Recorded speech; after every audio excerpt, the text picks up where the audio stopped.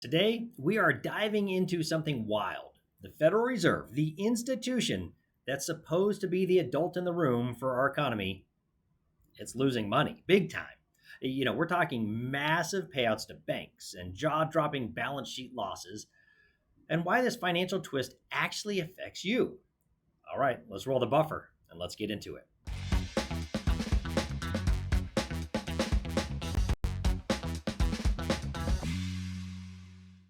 Hey everyone, I'm Chris Hobart, the Wealthologist, and this week's financial shocker, it's coming straight from the halls of the Fed, or the Federal Reserve as we like to call them. They just dropped their second quarter financials, and I got to tell you, it's not pretty. All right, let's break this down a bit. The Fed has switched from what's called a scarce reserve model to an abundant reserve system. Now, sounds harmless, right? Just a change of words. But I got to tell you, it means that banks are raking in billions of dollars, $45.1 billion in Q2 alone, just for holding on to money. Now, here's the thing: it's not free money. That's money the Fed is paying out, meaning you, the taxpayer, me, the taxpayer, we're footing the bill indirectly. So here's the jaw dropper, right?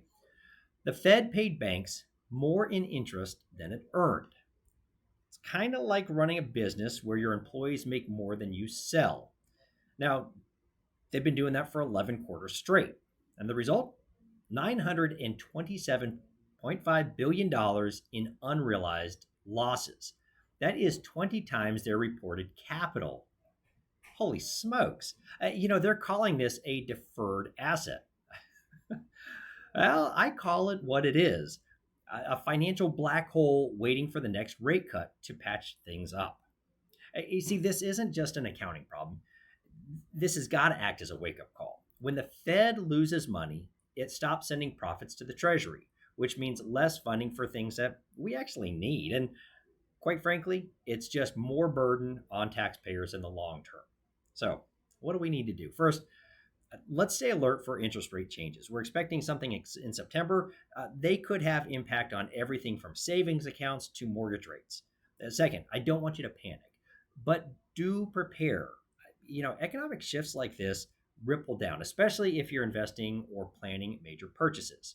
A third, keep learning. The more you know about the Fed's moves, the better you can position your money. My question for you is, what's your take? Should the Fed be allowed to lose billions and keep operating as usual?